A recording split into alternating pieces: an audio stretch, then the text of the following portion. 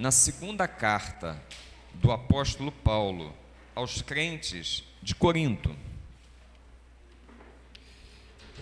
Segundo aos Coríntios, no capítulo 16.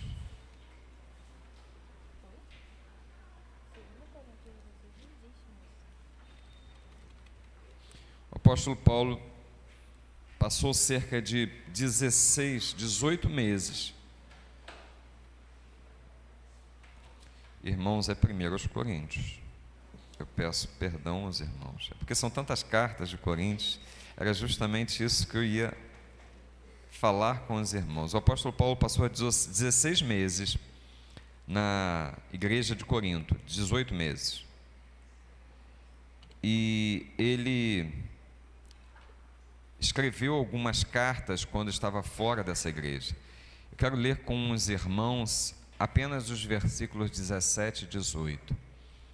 E acredita-se que, além dessas duas cartas, da primeira carta aos Coríntios, da segunda carta aos Coríntios, uma ou duas outras cartas foram escritas, enquanto ele estava em outros lugares, endereçadas aos irmãos da cidade de Corinto, mas elas ficaram perdidas.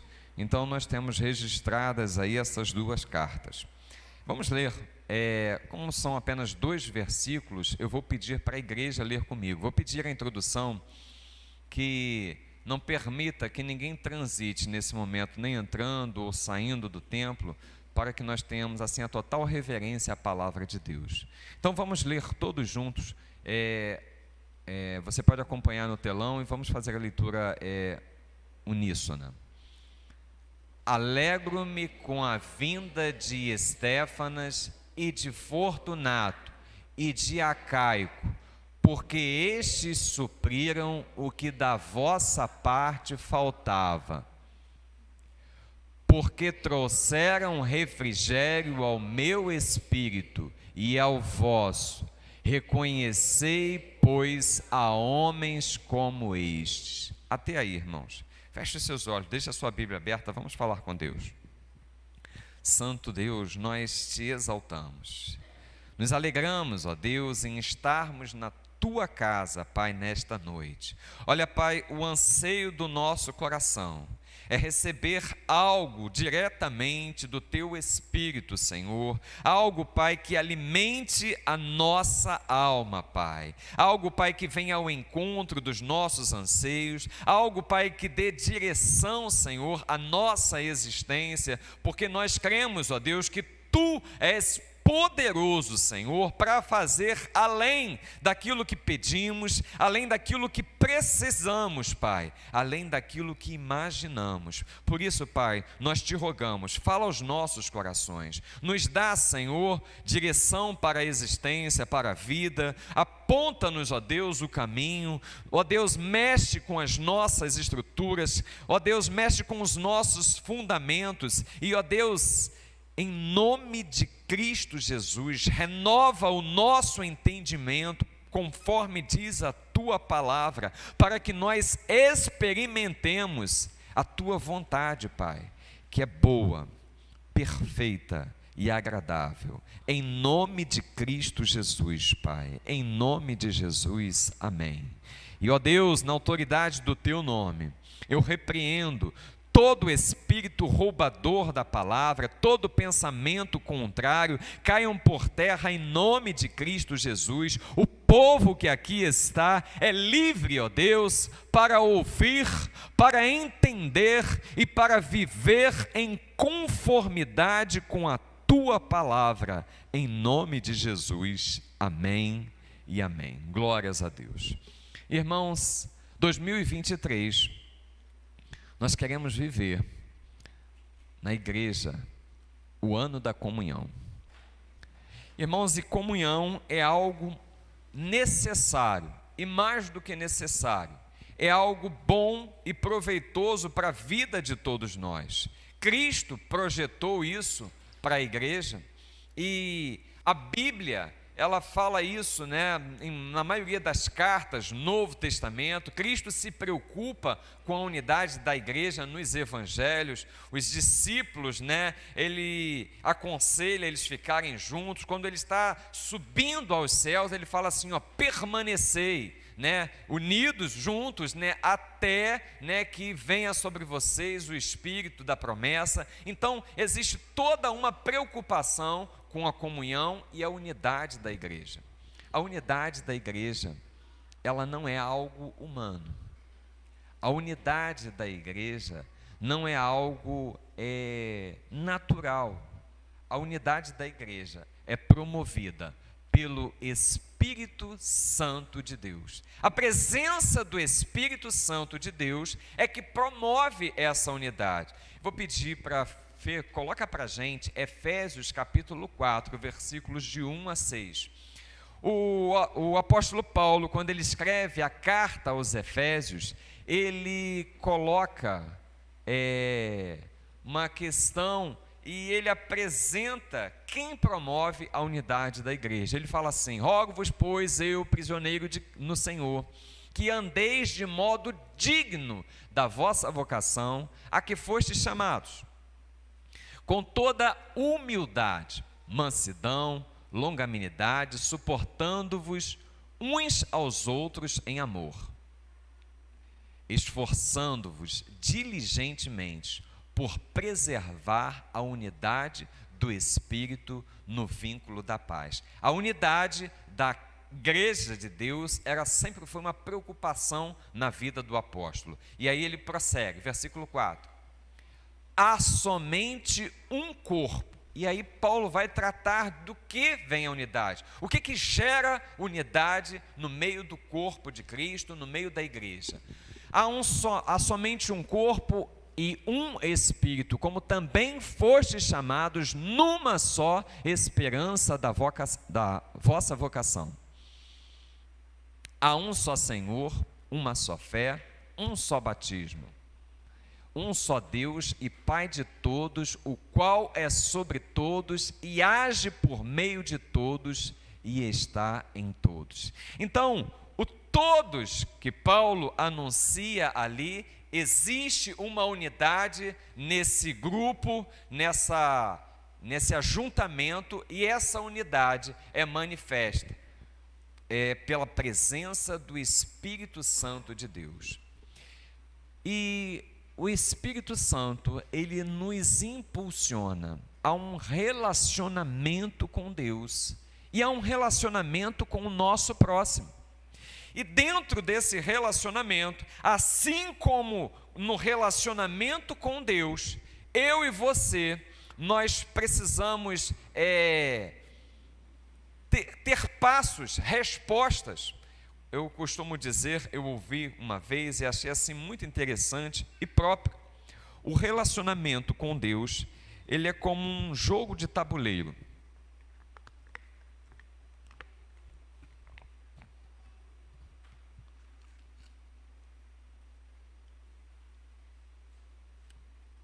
Irmãos, parar para beber água no meio de uma explicação dá maior charme. Todo mundo fica assim na expectativa.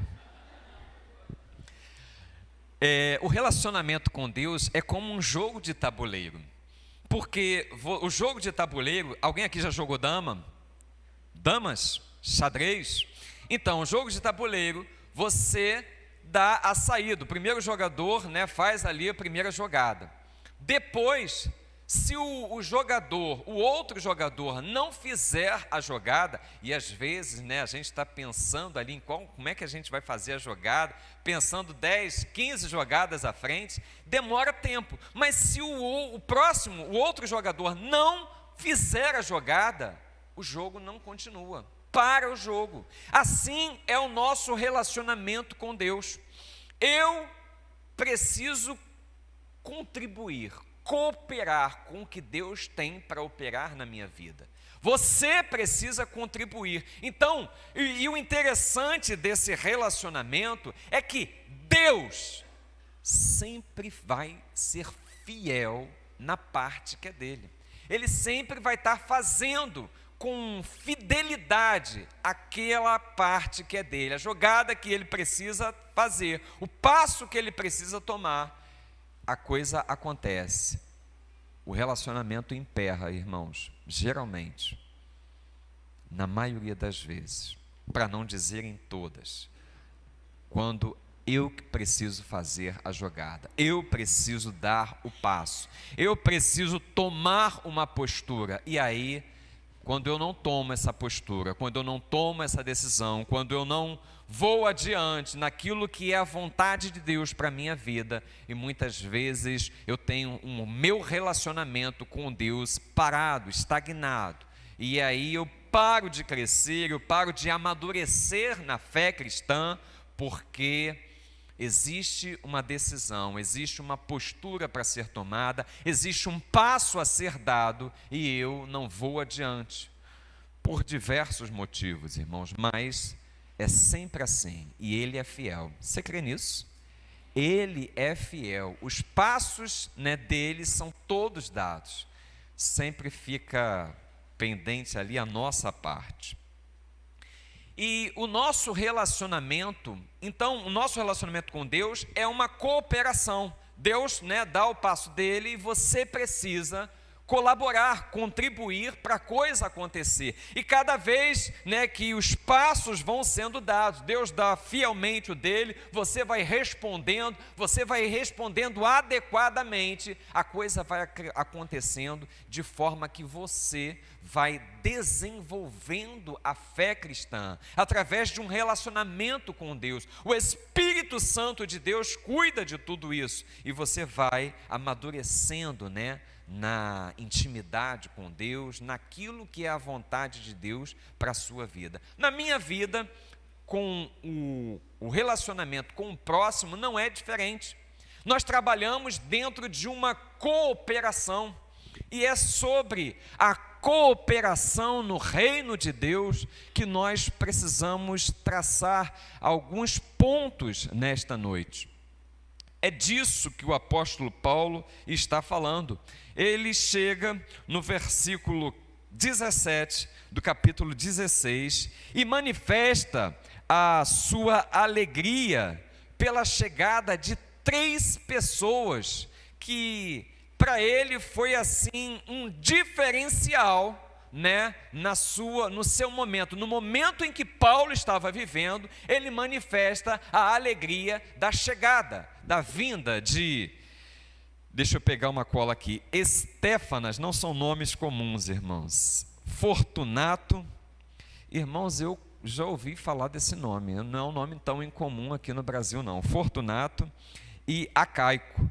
Então, ele manifesta a alegria dele pela chegada desses 3 cooperadores. Irmãos, como é importante a cooperação no reino de Deus. Como é importante para que haja unidade no corpo de Cristo, a cooperação. Porque, irmãos, quem é a igreja de Cristo? Eu sou a igreja de Cristo. Você é a igreja de Cristo, amém? Nós somos a igreja de Cristo, mas ninguém é igreja de Cristo de uma forma isolada. Não existe igreja aonde eu fique no meu canto e não interaja com o corpo de Cristo. E essa ilustração, essa comparação que o apóstolo Paulo faz em algumas das suas cartas, como a igreja sendo o corpo de Cristo, é uma coisa maravilhosa, porque no corpo um é mão, o outro é pé, o outro é cabeça, o outro é ouvido, o outro é boca, o outro é braço, e a coisa vai fazer com que o corpo se movimente. Irmãos, nós fomos chamados para ser membros cooperadores desse corpo. Amém? Então, como cooperador, o apóstolo Paulo manifesta a sua alegria na chegada desses 3 homens, porque fizeram diferença para ele. Porque estes supriram o que da vossa parte faltava. Irmãos, como eu falei para os irmãos no início da mensagem, o apóstolo Paulo, a gente vê esse relato no livro de Atos dos Apóstolos. Ele passou 18 meses, foi um dos maiores assim períodos que ele passou na preparação, na fundação de uma igreja. E olha que ele passou por muitos lugares dentro do seu histórico, com 3 viagens missionárias. Ele saiu plantando igrejas por toda a Ásia Menor, ali aquelas regiões do Mediterrâneo. Ele saiu plantando igrejas. E quando ele chegou em Corinto, foi assim, segundo o relato de Atos dos Apóstolos, foi um dos lugares aonde ele mais demorou. E ele chega e apresenta, ele tinha um relacionamento com a igreja de Corinto, ele, a ponto dele escrever não uma carta, não 2, mas como a gente mencionou, existem até cartas que não chegaram até nós, ficaram perdidas aí na história. Mas o relacionamento que o apóstolo Paulo tinha era algo intenso. E nas entrelinhas dessa palavra que ele lança, no final do versículo 17, ele está dizendo o seguinte: olha, supriram o que da vossa parte faltava. O apóstolo Paulo, ele tinha uma expectativa relacionada à igreja de Corinto. Ele tinha algo que ele esperava da igreja por ele ter investido esse tempo da sua existência lá com os irmãos. Ele tinha algo que ele nutria expectativa. Para não dizer, irmãos, o apóstolo tinha uma carência a ser suprida por parte da igreja. E num primeiro momento nós podemos pensar que seja assim algo de ordem material, mas se você avaliar o contexto no qual o apóstolo está inserido, as palavras de Paulo, a forma como ele se manifesta, você vai lembrar de uma fala de Paulo, que ele fala que uma das coisas que ele tinha assim tranquilidade é que ele não foi pesado a igreja alguma. Pelo contrário, ele trabalhava aonde ele estivesse implantando igreja para não ser pesado para ninguém. Então, a gente descarta aqui essa questão de que a carência do apóstolo fosse algo de bem material. Ele fala de algo assim muito mais profundo.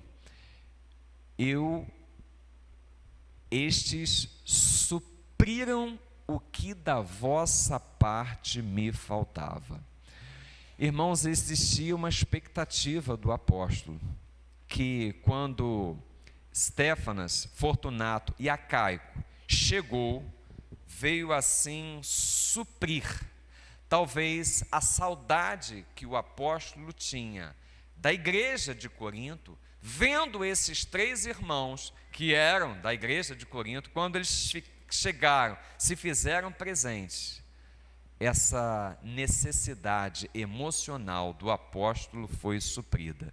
Irmãos, como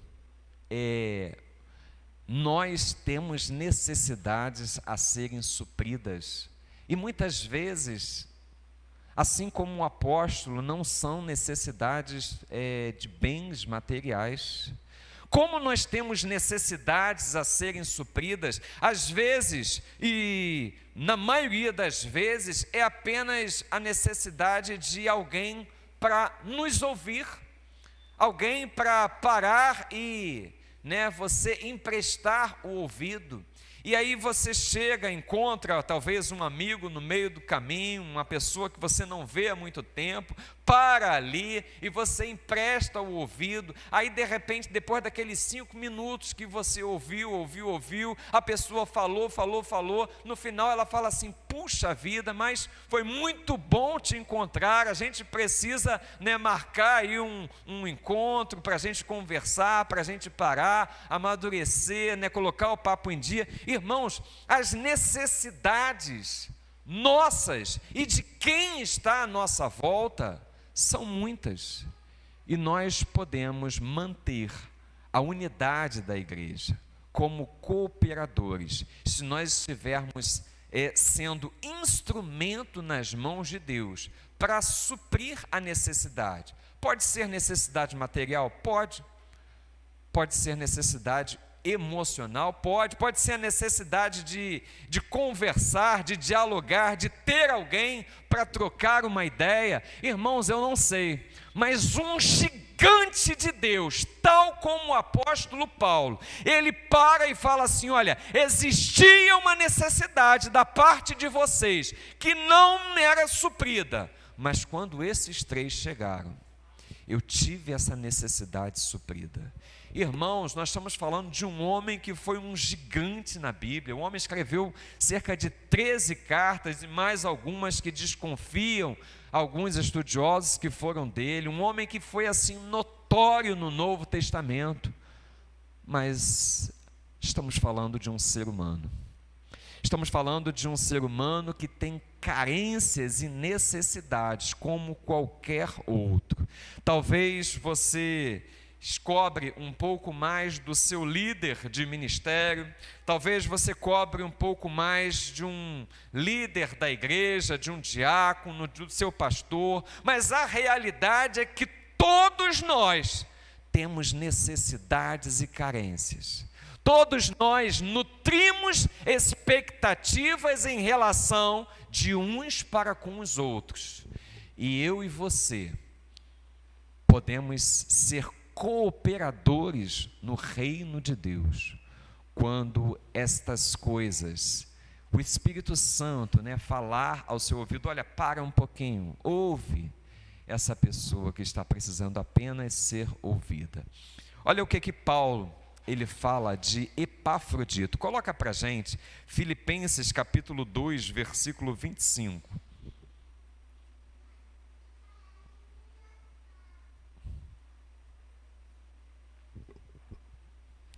Filipenses capítulo 2, versículo 25, ele fala assim: julguei todavia necessário mandar até vós. Agora, no texto anterior, né, no texto base da nossa mensagem, ele recebe 3 pessoas e ele se encontra confortado pela presença de Estéfanas, Fortunato e Acaico. Agora ele está dizendo o seguinte: julguei necessário enviar a vocês Epafrodito. Por um lado, olha o que ele diz desse homem de Deus: meu irmão, cooperador e companheiro de lutas. Irmãos, esse Epafrodito era um gigante na fé. Irmão, cooperador e companheiros de lutas. E por outro, vosso mensageiro e vosso auxiliar nas minhas necessidades. Irmãos, ele chama Epafrodito. Ele tece elogios a Epafrodito, dizendo que esse, né, eu sei, irmãos, os nomes não são nada bonitos, não é aquele nome que você sonha: olha, eu vou ter um filho e vou colocar o nome dele de Epafrodito. Não, mas consiga atravessar o nome e veja a questão da cooperação no reino de Deus. Epafrodito era um cooperador. Irmãos, que eu e você sejamos tais quais para aqueles que estão à nossa volta. Epafroditos, irmãos, que sejamos cooperadores, que sejamos companheiros dessas pessoas, companheiros de caminhadas, companheiros de jornadas. Nesse momento, acho muito necessário a gente dizer o que significa a palavra cooperador. Cooperar é você operar algo com alguém. Então, é a questão da ajuda. Imaginem que eu precise remover esse púlpito. Eu sozinho, eu vou ter assim alguma dificuldade, mas sempre que eu preciso mexer no púlpito, eu falo assim: Jacó, pode me dar uma forcinha aqui? E o Jacó prontamente vem, ajuda. Quando ele faz isso, ele se torna um cooperador. Ele está operando a movimentação do púlpito junto com alguém. No caso, junto comigo. Então, eu sou um cooperador, não é quando eu faço alguma coisa para alguém. Eu sou um cooperador quando eu faço alguma coisa junto com alguém. Eu não carrego as cargas do outro, eu ajudo o outro a carregar. Porque se eu carregar, se você carregar a carga do outro, talvez isso não edifique em nada a vida dessa pessoa. Talvez ele não aprenda aquilo que Deus quer que ele aprenda. Mas quando nós somos cooperadores, nós ajudamos na luta, nós ajudamos na movimentação das cargas uns dos outros. E é essa a proposta de Deus para as nossas vidas, que nós sejamos cooperadores uns dos outros. Você não vai fazer pelo outro, o outro não vai fazer por você, mas quando você fizer, o outro vai estar junto. Quando o outro for fazer, você vai se colocar ali à disposição. Irmãos, porque é assim a movimentação no reino de Deus. Amém? Então, eu e você somos cooperadores no reino de Deus. E, como cooperadores, Estéfanas, Fortunato e Acaico supriram uma necessidade que estava além de bens materiais. Paulo diz para eles assim: olha, eles supriram algo da vossa parte.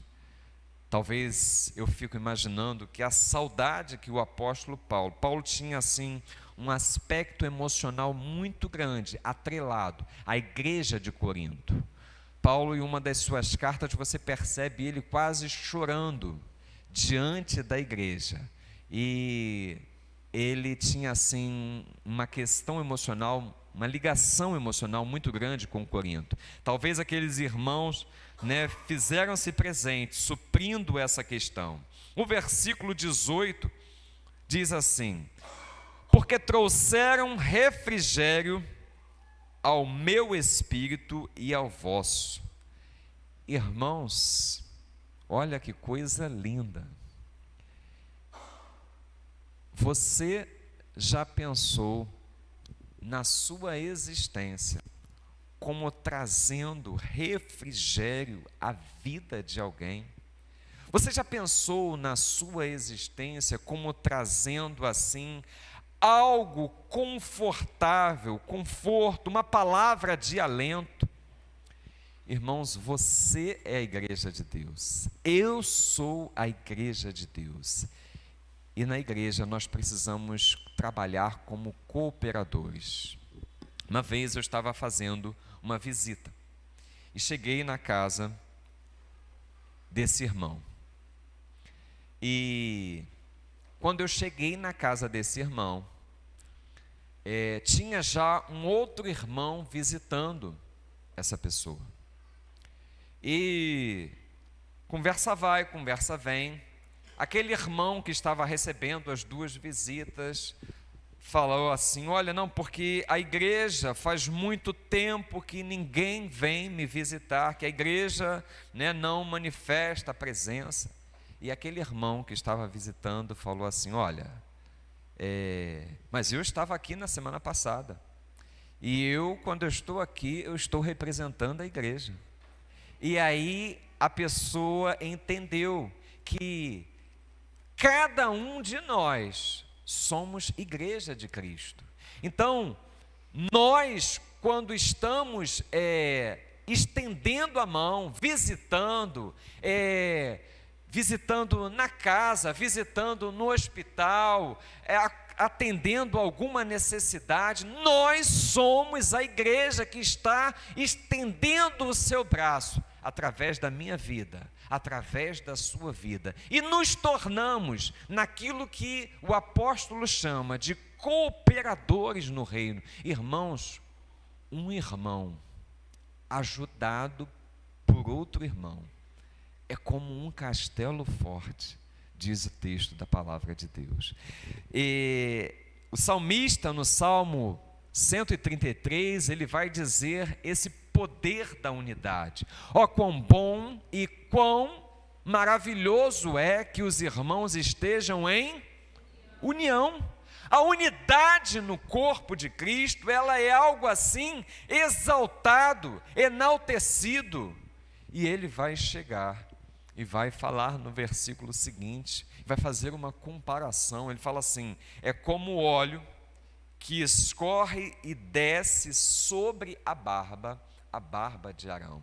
Irmãos, a figura do óleo, toda vez que você ver a figura do óleo, ela é representação do Espírito Santo de Deus. O que o texto está revelando para nós é que quando nós estamos em unidade, quando nós estamos em comunhão, quando existe uma verdadeira cooperação, aonde eu me importo com o meu irmão se importa comigo, é porque há um mover do Espírito Santo no meio do corpo. Há uma liberdade no meio do corpo, porque a palavra de Deus diz o seguinte: aonde há liberdade, aonde o Espírito de Deus está, ali há liberdade. Amém? Então, o apóstolo, ele coloca como um refrigério, algo que alegra a sua alma. Refrigério ao meu espírito e ao vosso. E aí, por último, ele coloca a necessidade, ele fala assim: reconhecei a homens como este. Irmãos, e o pior é que muitas vezes passam batidos pessoas como essas, que são cooperadores no reino.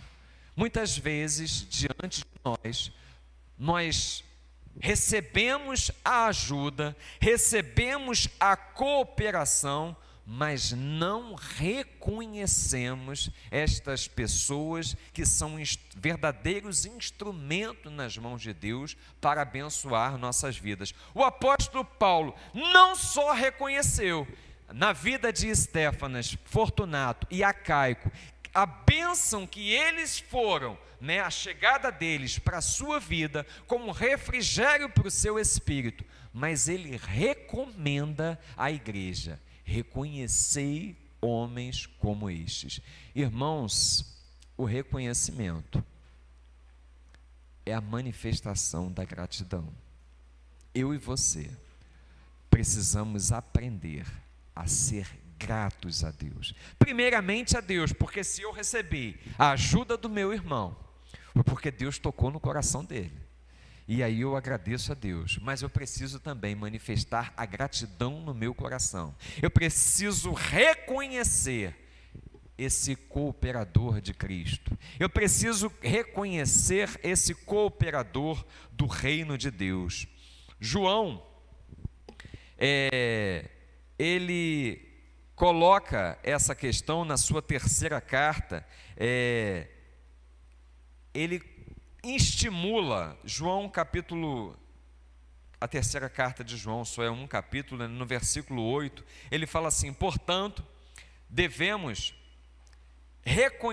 acolher esses irmãos para nos tornarmos cooperadores da verdade. Ele cita alguns irmãos e ele fala a necessidade de que a igreja acolha os irmãos e nesse acolhimento eles se tornem cooperadores da verdade do reino de Deus.